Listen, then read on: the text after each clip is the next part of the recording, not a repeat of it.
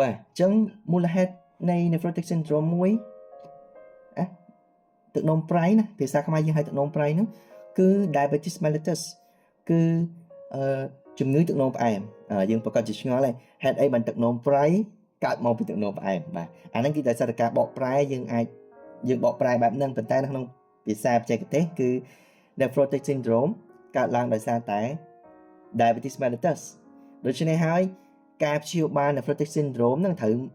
មើលមូលហេតុណាខ្ញុំផ្ដាំទៀតមើលមូលហេតុពីព្រោះថាការព្យាបាល nephrotic syndrome ដែល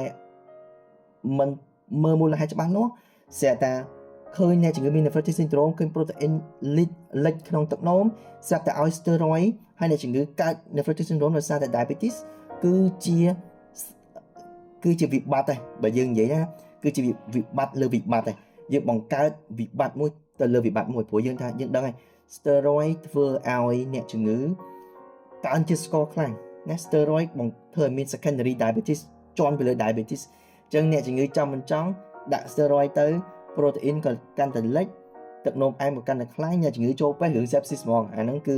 ជា disaster ហ្មងអាហ្នឹងណា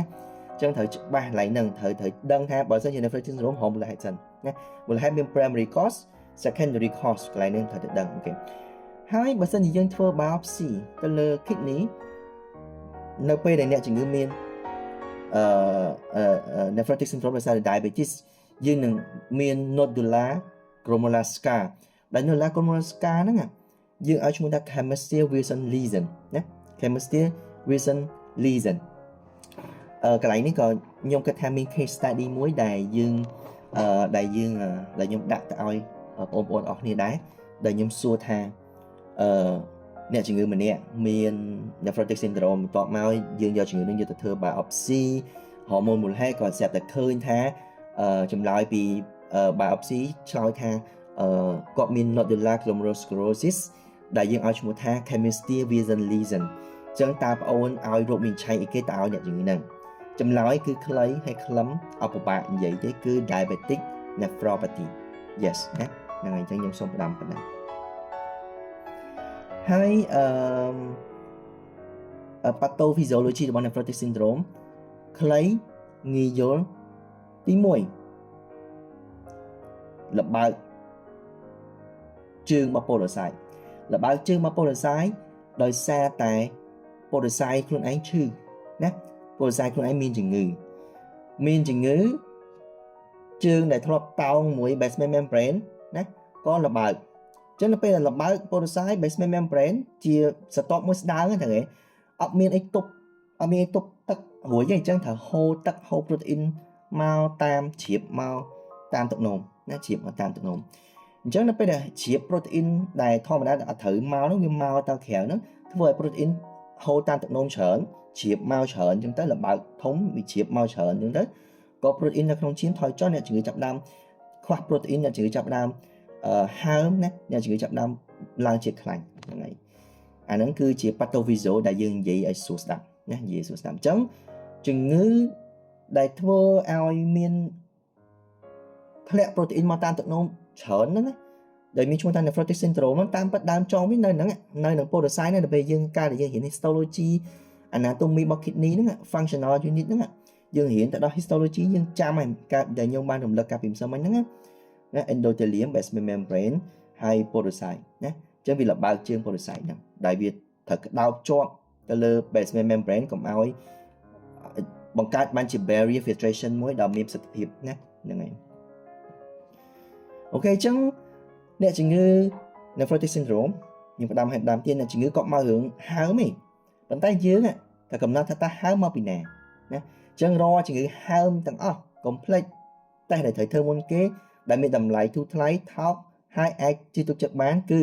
dipstick អូខេ dipstick តែបើយើងអាចស្កត់សម្គាល់នៅក្នុងជំងឺពេទ្យយើងអាចយល់ដែរហើមដោយ kidney ជាទៅគឺជា dependent edema យើងឲ្យឈ្មោះថា dependent pitting edema ដែល dependent pitting edema នេះកើតឡើងនៅ low tissue resistant ឧទាហរណ៍ដូចជាជុំវិញភ្នែកត្រចៀកខាងគូតចុងជើងណាខាងក្រោមជើងយើងឲ្យនេះជើងយើងជាដើមអញ្ចឹងនៅពេលនេះគាត់គេងហើមពីខាងក្រោមហើយនឹងហើមភ្នែកហើមត្រចៀកបើមិនជាគាត់អង្គុយឬឈរយូរ គាត់នឹងមានការហើមជើងទៅវិញអាភ្នែកចាប់ដើមស្រក់ណាពេលថ្ងៃចាប់ដើមស្រក់ដោយសារគាត់ងើបអង្គុយអញ្ចឹងវាហូរទៅ dependent area កន្លែងហ្នឹងហើយអ្នកខ្លះក៏ហើមយើងឲ្យហើមប្រងស្វាយអញ្ចឹងណាហ្នឹងហើយដោយសារតែកន្លែងហ្នឹងវាជា low tissue resistant low tissue resistant ចឹង assessment យើងសួរ history របស់គាត់តទៅមួយ acute ឬ chronic infection ណាដែលជំងឺខ្លះតុំមានផ្ដាសាយពីវាទឹកមុនពីបេទឹកនេះកើត nephrotic syndrome អានឹងអាចជា link គ្នាដែរណាអញ្ចឹងយើងត្រូវហ្នឹង hepatitis B រលាកថ្លើមប្រភេទ B ក៏មាន nephrotic syndrome រលាកថ្លើមប្រភេទ C ក៏មាន nephrotic syndrome ដែរអញ្ចឹងកុំភ្លេច link វាផងណាការប្រើប្រាស់ថ្នាំផ្ដេសផ្ដាសធ្វើឲ្យមានជំងឺទឹកនោមប្រៃដូចគ្នាជាពិសេសដោយពពួក NSAID ពពួកថ្នាំបំបត្តិការឈឺចាប់ថ្នាំសរសៃពពួកថ្នាំ antibiotic មួយចំនួនធំសិតតែធ្វើថ្នាំផ្សះណាខ្មែរយើងឲ្យថ្នាំផ្សះណាគឺធ្វើឲ្យមានជំងឺទឹកនោមប្រៃខូចម្ដងនោមដូចគ្នាអញ្ចឹងយើងត្រូវតែប្រយ័ត្នអ្នកជំងឺខ្លះក៏មកក្នុងទម្រង់ជា allergy គាត់ឡើងហើមជា urticaria ជាដើមណាធ្វើឲ្យមាន nephrotic syndrome បានដូចគ្នាយើងត្រូវតែនេះក្នុងករណីមួយចំនួនអ្នកជំងឺមកក្នុងទម្រង់មិនច្បាស់លាស់គាត់មានតបៅមាត់តិចទៅគាត់មានឡើងស្បែកក្រហមតិចទៅហើមជើងតិចទៅអាហ្នឹងវាមានទម្រង់អត់ច្បាស់លាស់កុំភ្លេចគិតទៅដល់ autoimmune disorder ជាពិសេសមនុស្សស្រីណាហ្នឹងហើយខ្លះអាចកើតដោយសារតែ cancer តែហ្នឹងវាទម្រង់កម្រតែយើងត្រូវកុំភ្លេចគិតរឿងហ្នឹងសួរនាំប្រវត្តិជំងឺបានច្បាស់លាស់តើតើមួយមហារីកនៅក្នុងសង្គមគ្រួសារផងហ្នឹងហើយអូខេអញ្ចឹងរឿងដែលទី1ត្រូវធ្វើមានតម្លៃធូរថ្លៃឲ្យអ្នកជំងឺរបស់យើងគឺ dipstick ណា dipstick protein 4 បូកអញ្ចឹងដល់ពេល protein 4 បូកយើងអាចធ្វើ ACR បានហើយយើងអាចធ្វើ protein 24 hour បានហើយយើងអាចមើលឈាមបានហើយណា